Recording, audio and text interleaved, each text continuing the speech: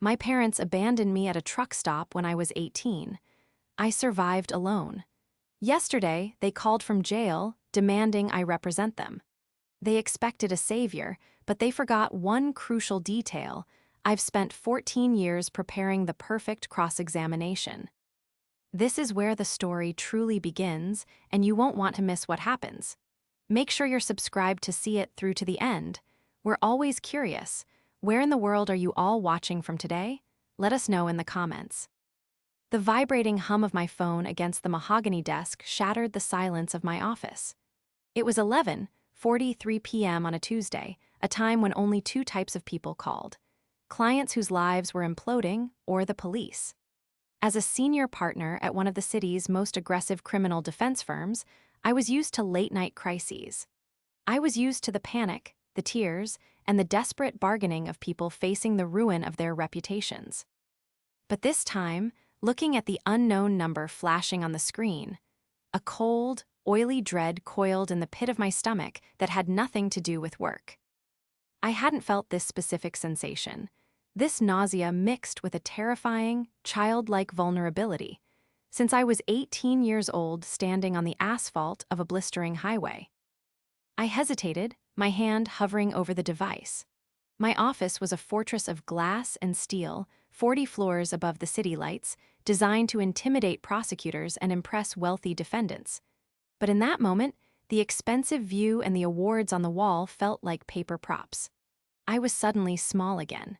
I was the girl with the dusty backpack and the sunburned shoulders, waiting for a car that wasn't coming back.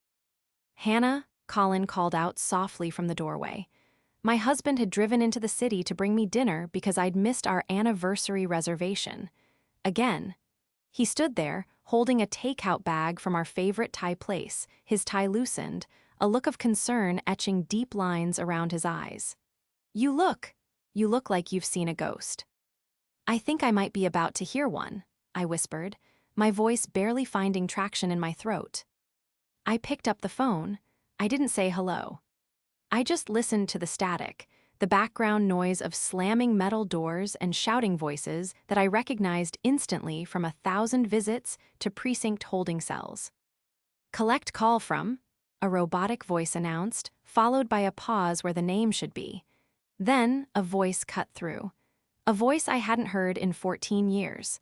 A voice that used to command me to sit up straight, to lose weight, to be better, to be grateful.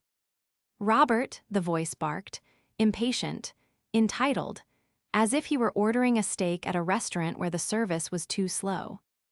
"To accept the charges, press 1, the robot instructed. My finger trembled as I pressed the button. I should have hung up. I should have let the line go dead and blocked the number. But curiosity is a poison, and I had been drinking it slowly for over a decade. "Hannah," it wasn't my father's voice this time. It was my mother, Linda. She didn't sound scared. She didn't sound remorseful. She sounded annoyed. "Finally, do you know how long we've been trying to get through? The service in here is barbaric. Tell them who you are. Tell them to release us immediately. Ideally, before the morning news cycle picks this up." I squeezed my eyes shut, gripping the edge of the desk so hard my knuckles turned white. The audacity was breathtaking.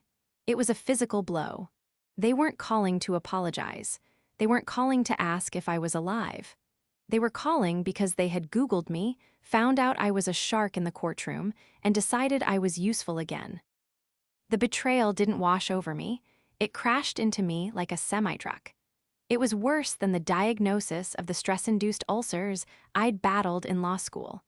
It was worse than the loneliness of those first few Christmases alone. "Hello," Linda snapped. "Hannah, are you there? We need you to fix this, now."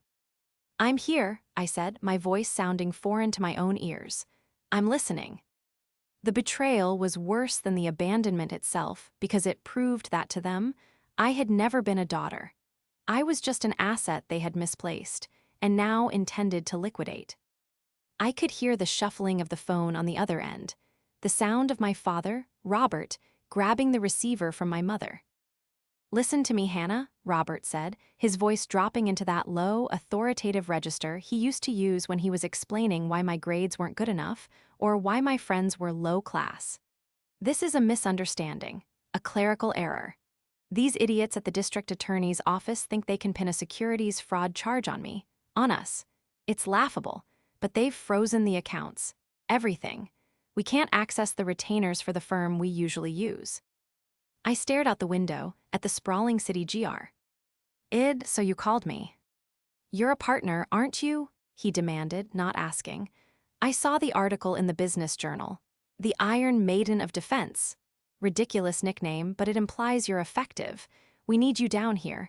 The arraignment is at 9 tomorrow morning. You need to file a motion to dismiss based on. Well, you figure it out. That's your job.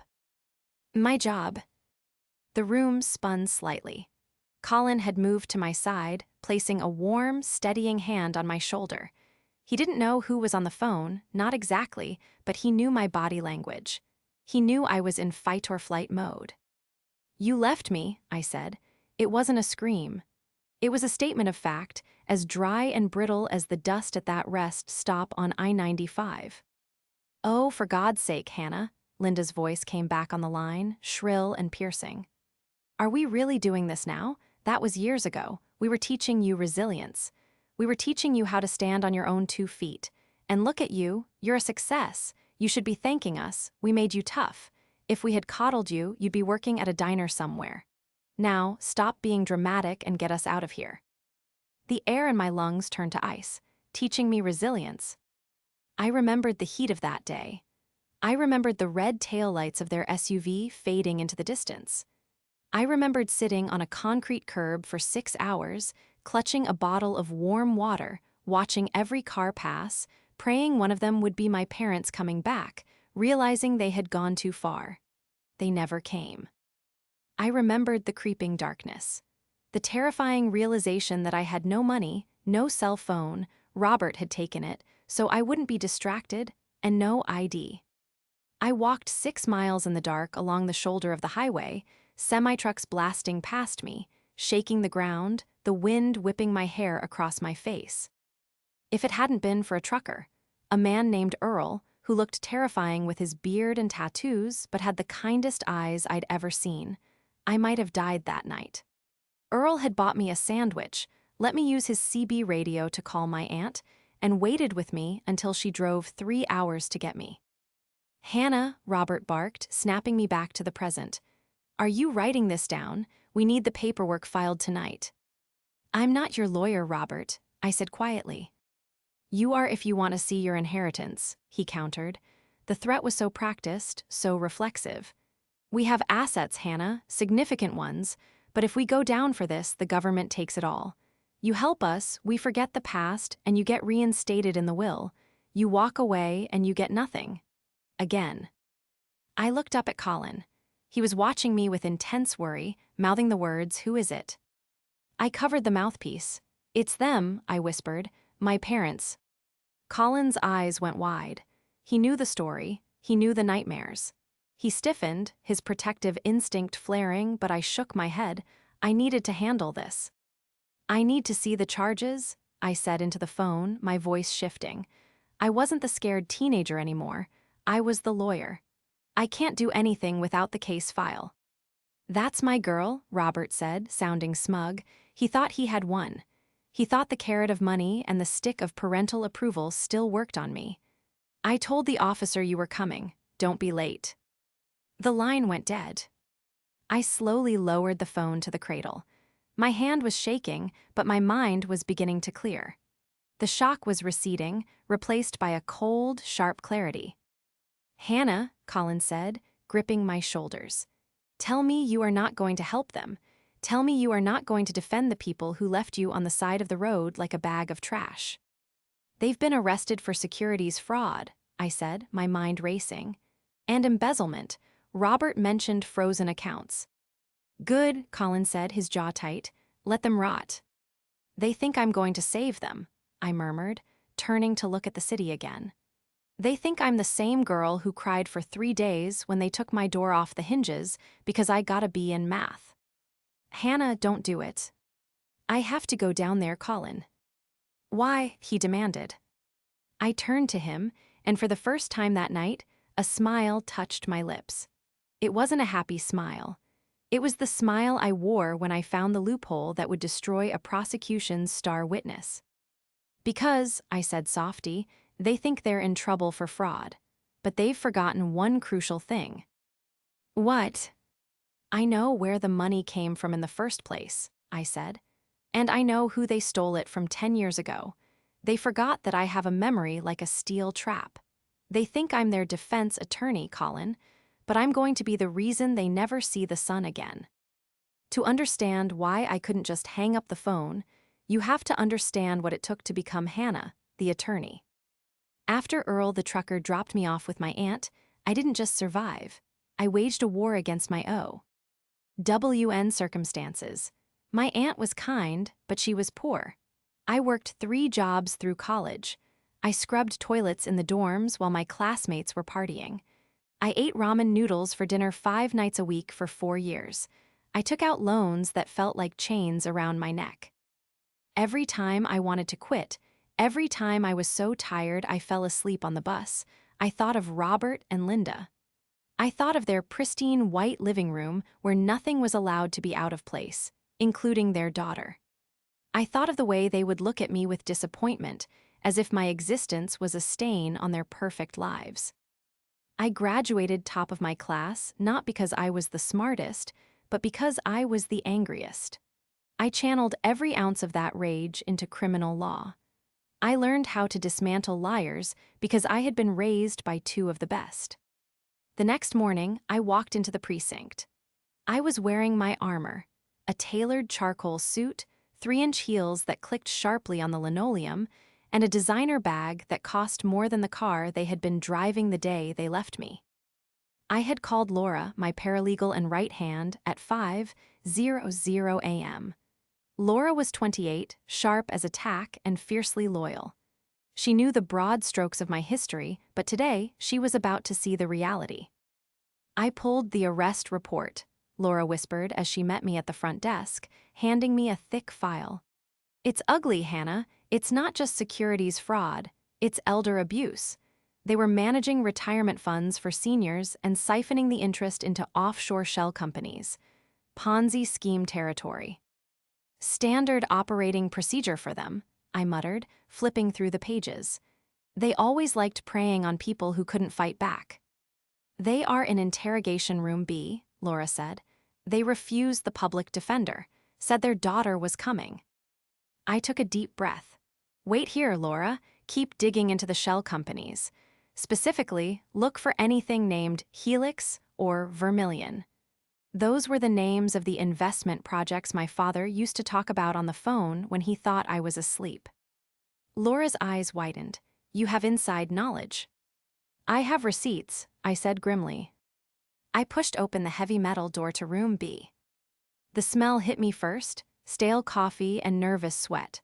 Robert and Linda were sitting on the opposite side of a metal table. They looked shockingly unchanged. They were both in their 60s now, but they had that preserved, waxy look of people who spent a fortune on skincare and treatments. Robert was wearing a polo shirt and slacks, looking out of place in handcuffs. He had the same silver hair, perfectly coiffed, though slightly mussed from a night in a cell. Linda was wearing a silk blouse that was wrinkled, her face perfectly made up, though her lipstick was slightly smeared. When I walked in, they didn't look relieved. They looked expectant. About time, Robert grunted. He didn't stand up. He gestured with his chin at the empty chair opposite them. Sit down, we have a lot of work to do. You look tired, Hannah, Linda added, squinting at me critically. Are you eating enough? You look gaunt. And that suit, is that wool? It looks heavy. I stood there, the door closing behind me with a heavy thud. The silence stretched. I didn't sit. I just stared at them. Hello, Mother. Hello, Father, I said, my voice cool and level. Don't start with the formalities, Robert snapped. Did you see the charges? It's a witch hunt, a complete fabrication. We need to get bail set. We have a flight to the Caymans on Friday, a vacation, obviously, and we cannot miss it. You need to convince the judge that we are not a flight risk. You have a flight to the Caymans booked, I asked, raising an eyebrow. While under investigation for federal fraud. It was booked months ago. Linda interjected, waving a manicured hand dismissively. Hannah, focus. You need to get these handcuffs off your father. His circulation is bad. And I need my moisturizer from my purse, which those brutes confiscated. They were incredible. Truly.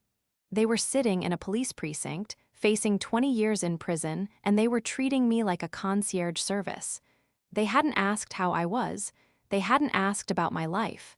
They hadn't even acknowledged the 14 years of silence. "Who is the prosecutor?" Robert asked, leaning forward, his eyes narrowing. "Is it Jenkins? I played golf with Jenkins in the 90s. If it's him, remind him about the club membership I helped him get." "It's not Jenkins," I said. "It's a federal prosecutor named Sterling. She doesn't play golf." "Well, you handle her," Robert waved his hand. "Buy her lunch, figure out her price. Everyone has a price, Hannah. You should know that. We taught you that." "You taught me a lot of things," I said, finally pulling the chair out and sitting down slowly. I placed the file on the table between us. "But you seem to be dare a misapprehension about why I'm here." "You're here to do your duty," Linda said, her voice dropping to a dangerous, icy whisper. "After everything we sacrificed for you, we gave you life, we raised you, we made you strong enough to survive this world. Now you owe us." I looked at Linda. I looked at the woman who had watched her husband lock the car doors while I screamed and pounded on the window, begging them not to leave me. I looked at the man who had driven away without looking back. They were monsters wrapped in expensive silk and arrogance. And the terrifying thing was, they genuinely believed they were the victims. "I'm here," I said, opening the file, "because no one else would take the call." "Exactly," Robert smirked. "Family first." I looked down at the documents Laura had given me. There was a list of victims. Elderly people. People like Earl the trucker, probably. People who had worked their whole lives only to have Robert and Linda steal their security to fund their vacations and cars. "So," Robert said, leaning back, "what's the plan, counselor?" I looked up at him, and the mask of the dutiful daughter slipped completely. "The plan," I said, "is to review the evidence." I walked out of the precinct into the blinding midday sun, the heavy metal door clanging shut behind me with a finality that vibrated in my bones. I felt like I was stepping out of a time machine, shaken and disoriented, the ghost of my 18-year-old self clinging to my skin. Colin was waiting by the car, leaning against the passenger door with his arms crossed. He pushed off the vehicle the moment he saw me, scanning my face for cracks in the armor. "Well," he asked, opening the door for me, "did you tell them to rot?" I slid into the leather seat, the cool air conditioning hitting my flushed face. "Not exactly." Colin got in the driver's side and stared at me. "Hannah, please tell me you didn't agree to represent them." "I told them I would review the evidence," I said, staring straight ahead at the brick wall of the police station. "And I told them that to build a defense, I needed access to everything. Every account, every storage unit, every hidden safe. I told them that if they hid anything from me, the feds would find it first and use it to bury them." Colin's grip on the steering wheel tightened, and they bought that. "They're narcissists, Colin," I said, turning to look at him. "They don't think they've done anything wrong, so they don't think there's anything to hide. They think I'm on their team because they believe they own me." Robert gave me the combination to a private storage unit in Queens. He said there are personal files there that the police didn't find yet.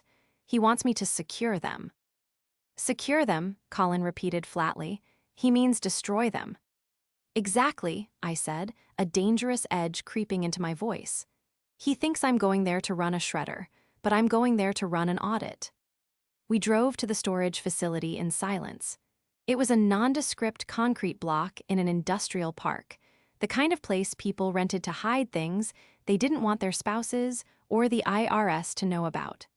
My hands trembled slightly as I punched in the code Robert had scribbled on the back of a business card. 8/24. My birthday. The irony wasn't lost on me. He used the date of my birth to lock away the secrets of his life.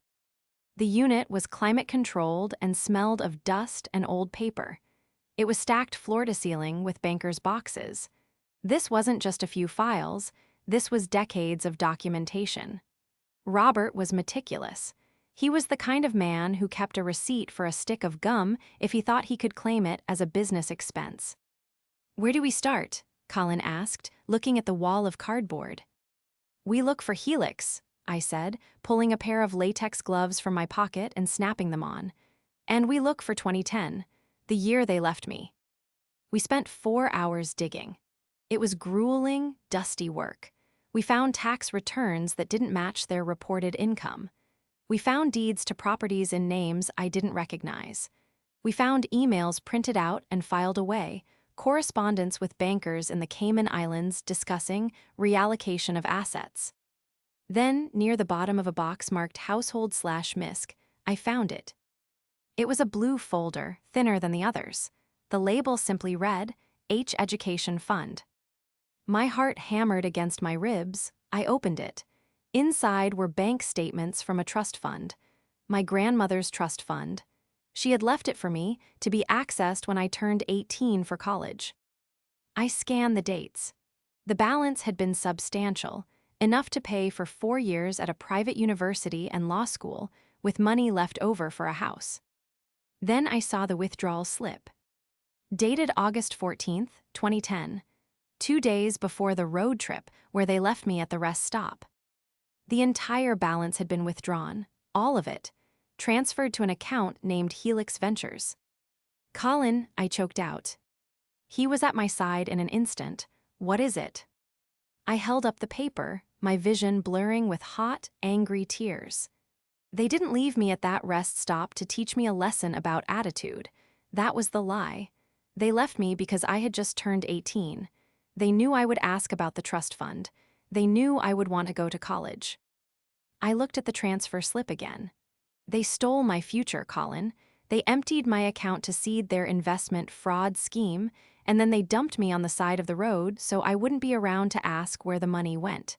It wasn't tough love. It was a heist. The realization shifted something fundamental inside me. The lingering, childlike part of me that had always wondered if maybe I was a brat, if maybe I did deserve to be punished, finally died. In its place, a cold, calculated fury was born. "They want a lawyer," I whispered, closing the folder and sliding it into my bag. "I'll give them the best legal performance of my life." The next morning, I returned to the precinct. I didn't bring Laura this time. This conversation needed to be private. Robert and Linda were in a visitation room, separated from me by a thick sheet of plexiglass. They looked more haggard than the day before. The reality of their situation was setting in. No special treatment, no room service, just hard benches and cold sandwiches. When I sat down, Robert immediately pressed his hand against the glass. "Did you get the files?" he hissed, his eyes darting to the guard by the door. "Did you get to the unit before the feds?" I placed my briefcase on the table and folded my hands on top of it. I didn't smile. I didn't blink. "I went to the unit, Robert," I said calmly. "And is it taken care of?" Linda asked, her voice tight with panic. "There were sensitive documents in there, things that could be misinterpreted." "Misinterpreted?" I asked, tilting my head. "You mean like the transfer of $350,000 from the Hannah Education Trust to Helix Ventures on August 14, 2010. The silence that fell over the room was absolute. It was a vacuum, sucking the air out of the space. Robert's face went pale, then a blotchy, angry red. Linda actually gasped, her hand flying to her throat. "I don't know what you're talking about," Robert stammered, his eyes shifting away from mine. "That trust. The market crashed. We had to move the assets to protect them. It was for your own good." "For my own good," I repeated, my voice devoid of emotion. "Is that why you left me at the rest stop 2 days later? Was that also for my own good? Or was it because you knew that if I was out of the picture, struggling just to eat, I wouldn't have the resources or the energy to hire a lawyer and find out you had robbed me blind?" "We didn't rob you," Linda screeched, causing the guard to look over. She lowered her voice to a venomous whisper. "We raised you. We paid for your food, your clothes, your dance lessons. That money was reimbursement for 18 years of expenses, you ungrateful little. Stop, I said. It wasn't a shout, but it had the force of a gavel strike. You are not in a position to insult me, mother. You are in a cage. I am the one with the key. Robert recovered his composure, leaning forward with a sneer. So what are you going to do? Turn us in? You can't. Attorney-client privilege. Anything we told you, anything you found while acting as our counsel is inadmissible. You can't use it. If you try, I'll have you disbarred. I'll ruin your career.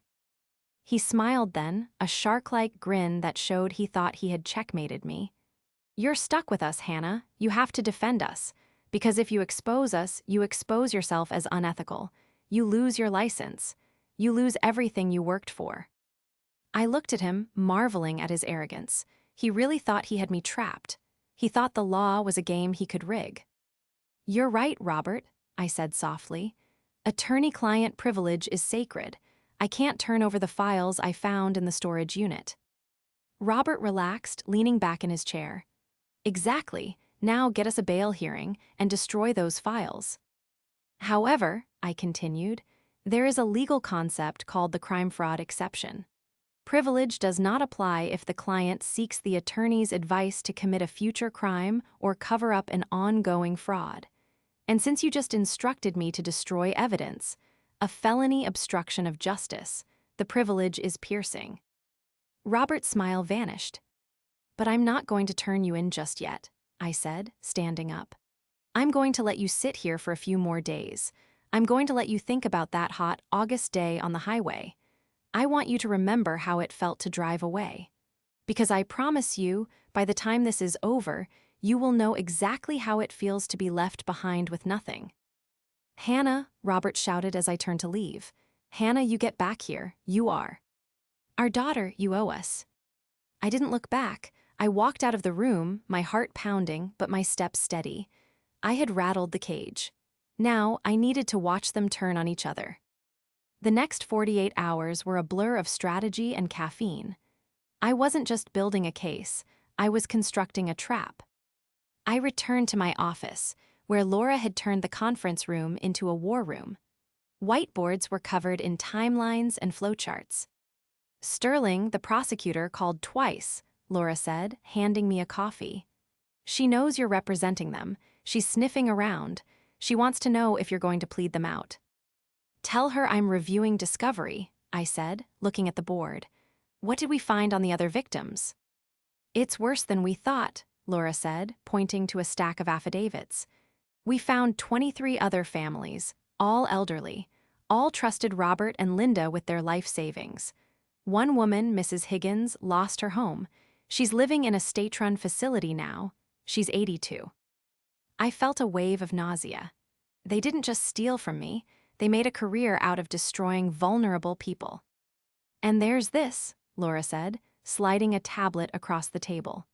I tracked the Helix Ventures money. It didn't just go to offshore accounts. A significant chunk of it was used to buy a controlling stake in a shell company called Safe Harbor LLC. Guess who is listed as the managing partner of Safe Harbor? I looked at the screen. Robert J. Sterling. Wait, I said, frowning. Sterling, the prosecutor. No, Laura said. Look closer. It's not the prosecutor. It's a cousin, a distant cousin of Robert's. But here's the kicker. Safe Harbor owns the building that the parents' investment firm operates out of. They've been paying rent to themselves to launder the money. They're sloppy, I murmured. They got arrogant.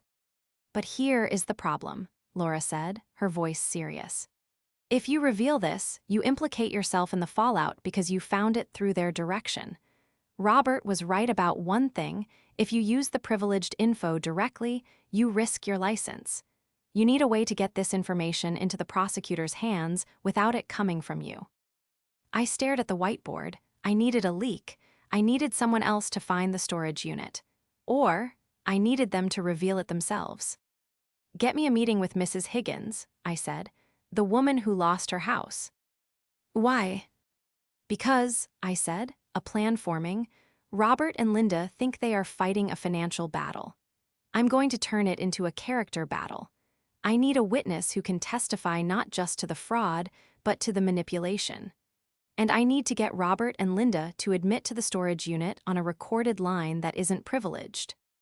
How are you going to do that? Laura asked. I'm going to offer them a deal, I said. A fake deal. I went back to the jail that afternoon. The atmosphere had shifted. Robert and Linda were desperate now. The reality of prison food and the lack of control was breaking them down. I spoke to the prosecutor. I lied smoothly as I sat down. She's willing to offer a plea deal. 5 years probation, restitution, and no jail time. Linda's eyes lit up. Oh, thank God, see? I told you she could fix it, Robert. Robert was more suspicious. What's the catch? Sterling is a bulldog. Why would she offer probation? She wants the money back, I said. She knows you have it hidden. She wants the location of the assets. If you give up the storage unit in Queens and surrender the funds, she drops the prison time. We can't give up the unit, Robert snapped.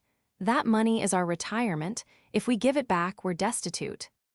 It's either the money or prison, Robert, I said, leaning in. Those are your choices, but here is the thing. I can't tell her where the unit is. You have to. If I tell her, it's a violation of privilege. But if you call her directly from this phone right now and tell her you want to cooperate, the deal is yours. I slid my phone across the table. I had already dialed the number for the district attorney's office. Robert looked at the phone. He looked at Linda. Do it, Robert, Linda cried. I am not sleeping on that cot another night. Give them the money. We can always make more. We can't make more, Robert yelled at her. That was the last of it. The Helix money is gone, Linda. I spent it on your jewelry and the trips. You said you invested it, Linda screamed back. I lied, Robert shouted. Just like I lied about the returns. The storage unit is full of fake statements. If they see them, they'll know it wasn't just bad luck, it was deliberate fraud. I sat there, watching them unravel. They were so busy fighting, so busy blaming each other, that they didn't notice the phone on the table wasn't just ready to dial.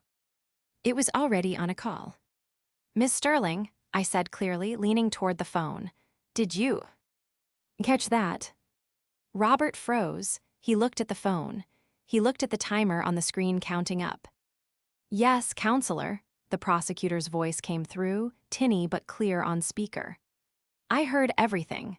The storage unit, the fake statements, the admission of deliberate fraud, and since the suspects voluntarily confessed while a third party, the district attorney, was on the line, privilege is waived.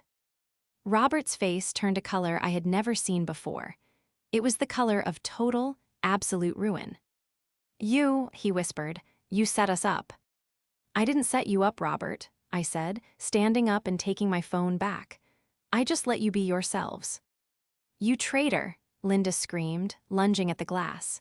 You ungrateful, wretched girl. I wish we had left you in the woods instead of a rest stop.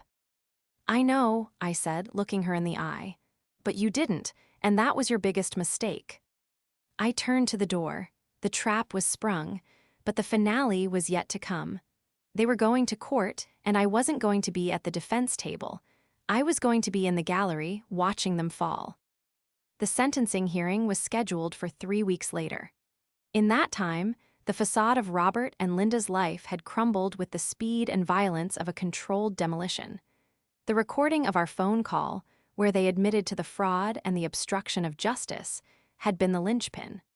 Prosecutor Sterling had moved efficiently, freezing the Cayman accounts and seizing the shell companies. But the final act of the drama had to play out in open court. The courtroom was packed. The story of the socialite swindlers had hit the local news, and the gallery was filled with reporters, curious onlookers, and most heartbreakingly, the victims. I saw Mrs. Higgins in the second row, clutching a tissue, looking small and fragile in her Sunday best. I sat in the front row, not at the defense table, but directly behind the prosecutor. Beside me sat Colin, his hand resting heavily on my knee, a grounding weight in a room that felt like it was spinning. When the bailiff announced, "All rise," the heavy oak doors to the holding cell opened. Robert and Linda shuffled in. The transformation was shocking. Without their expensive clothes, their hair dyes, and their skincare regimens, they looked like strangers. Robert was gray and stooped, his arrogance replaced by a twitchy, nervous energy. Linda looked confused, her eyes darting around the room, searching for a friendly face. When her eyes landed on me, they narrowed into slits of pure hatred, but she said nothing. They were represented by a weary public defender who looked like he hadn't slept in a week. He went through the motions, arguing for leniency.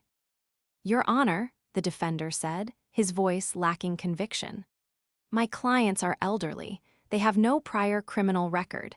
They are pillars of their community who made some unfortunate financial miscalculations during a volatile market. They are parents. They have a daughter who is a respected attorney. Surely, a custodial sentence at their age is excessive." Judge Patterson, a stern woman with eyes that missed nothing, looked over her reading glasses at the defense table. "Pillars of the community? The prosecution has presented evidence of a decade-long scheme targeting the most vulnerable members of that very community." "They are good people who made a mistake," the defender insisted weakly. "They have supported their family. They raised a successful daughter." That was the trigger. They were using me, my success, my existence, as a shield to hide their corruption. They were claiming credit for the woman I had become in spite of them. I stood up. The movement was sudden, and it drew the eyes of the entire room. "Your Honor," Prosecutor Sterling said, standing as well. "The people have a victim impact statement, but it is not from one of the investors. It is from the defendant's daughter." A murmur rippled through the gallery. Robert's head snapped up. Linda let out a small, strangled gasp. "Objection," the defender started. "Relevance." "It speaks to character, Your Honor," Sterling said calmly. "The defense has cited their role as parents as a mitigating factor. The witness can speak to the reality of that role." "I'll allow it," Judge Patterson said, leaning back. "Proceed." I walked to the podium. The wood felt cool under my palms. I adjusted the microphone, the feedback whining slightly. I looked at the judge, then I turned and looked directly at Robert and Linda. "My name is Hannah," I began, my voice steady, projecting to the back of the room. "And for a long time, I was ashamed of who I was. I thought I was the reason my parents didn't love me. I thought if I was smarter, thinner, better, they would stay." I took a breath. The silence in the room was absolute. "The defense claims that Robert and Linda are good parents who deserve leniency," I continued. 14 years ago, on August 16th, these go. Odd parents took me on a road trip. We stopped at a rest area on I-95, miles from civilization. I went inside to use the restroom. When I came out, their car was gone. I heard a gasp from the gallery. A reporter in the back was furiously typing on a laptop. "I thought it was a mistake," I said, my eyes locking onto Linda's. "I waited for 6 hours. I had no money, no phone, no food. As night fell, I realized the truth. They hadn't forgotten me. They had discarded me. I walked 6 miles in the dark along the highway shoulder until a stranger, a truck driver, saved my life." Linda put her head in her hands. Robert was staring at the table, his face a mask of stone. "I later learned why they did it," I said, pulling the bank transfer record from my pocket. 2 days before they abandoned me, they drained my grandmother's education trust. $350,000. They stole my future to fund the very Ponzi scheme they are standing trial for today. They didn't leave me there to teach me a lesson. They left me there because I was a liability. They left me there so they wouldn't have to look me in the eye when I asked for the money they had already spent on vacations and cars. I turned back to the judge. "They are not parents, Your Honor. They are predators. They preyed on their friends, their neighbors, and their own child with equal indifference. They do not deserve mercy because they have never shown it to anyone else." I stepped back from the podium. The courtroom was dead silent. You could hear the hum of the air conditioning. "Is this true?" Judge Patterson asked, her voice cutting through the air like a razor. She was looking at the defendants. Robert didn't speak. He couldn't. The shame was finally, publicly, undeniable. "Stand up," the judge ordered them. They stood, trembling. "In 20 years on the bench," Judge Patterson said, her voice shaking with suppressed rage, "I have seen murderers and gang members show more loyalty to their families than you have shown to your own flesh and blood. You used your daughter's abandonment to fund a lifestyle of theft." She slammed the gavel down. "I am sentencing you both to the maximum penalty allowed by law, 20 years in federal prison for each count of wire fraud, to be served consecutively. You will also pay full restitution to the victims, and I am ordering the immediate liquidation of all remaining assets, including your personal pensions, to satisfy these debts." She looked at me, her expression softening just a fraction. "And I am issuing a permanent restraining order. You are to have no contact with the witness ever again." "Bailiff," she barked, "take them away." As the officers moved in, cuffing their hands behind their backs, Linda finally screamed. It wasn't a word, it was a primal sound of loss. She looked at me, tears streaming down her face, her makeup non-existent, her mask gone. "Hannah," she wailed, "Hannah, please." I didn't look away. I watched them be dragged out the side door. I watched until the door clicked shut. And for the first time in 14 years, the knot in my chest loosened. The aftermath of the trial was a whirlwind of legal bureaucracy, but this time, I was on the right side of it. I worked pro bono for the next 3 months, not as a defense attorney, but as a trustee for the victims. We ruthlessly hunted down every penny Robert and Linda had hidden. We sold their house, their cars, their jewelry. We liquidated the Safe Harbor Shell Company. It wasn't enough to pay everyone back in full, but it was enough to make a difference. Mrs. Higgins got enough to move out of the state facility and into a nice assisted living apartment near her grandchildren. When I handed her the check, she hugged me so hard I thought my ribs would crack. "You're a good girl," she had whispered into my ear. "You're nothing like them." That sentence healed more of me than 14 years of therapy ever had. One crisp autumn afternoon, shortly after the final assets were sold, Colin drove me out of the city. He didn't tell me where we were going, but as the highway stretched out before us, I recognized the route. It was I-95. "Colin," I said, a panic rising in my throat, "where are we going?" "We're going to close the book," he said gently, taking my hand. "Trust me." We drove for 2 hours until we saw the sign. Rest area 1 mile. My heart began to race. I hadn't been back here since that night. I had avoided this highway, this entire state, for over a decade. Colin pulled the car into the lot. It looked exactly the same. The same vending machines, the same cracked pavement, the same smell of diesel and pine trees. We got out of the car. The wind was blowing, just like it had that night. "Why are we here?" I asked, hugging my coat tighter around myself. "Because you left something here," Colin said. He walked over to the curb, the exact curb where I had sat for 6 hours crying. "You left a part of yours. Elf here, Hannah, the part of you that was waiting for them to come back, the part of you that thought you weren't enough." He reached into his pocket and pulled out a small, folded piece of paper. It was a letter I had written years ago in therapy, a letter to my parents that I had never sent. "You don't need to wait anymore," Colin said. "They aren't coming back, and that's the best thing that ever happened to you. Look at what you built. Look at who you are. You didn't just survive this place, Hannah, you beat it." I looked at the curb. I looked at the highway where the trucks roared by. I remembered the fear. But then I remembered Earl. I remembered the kindness of a stranger. I remembered my aunt opening her door at 2:00 a.m. and pulling me into her arms. I remembered meeting Colin in the law library. I wasn't the girl on the curb anymore.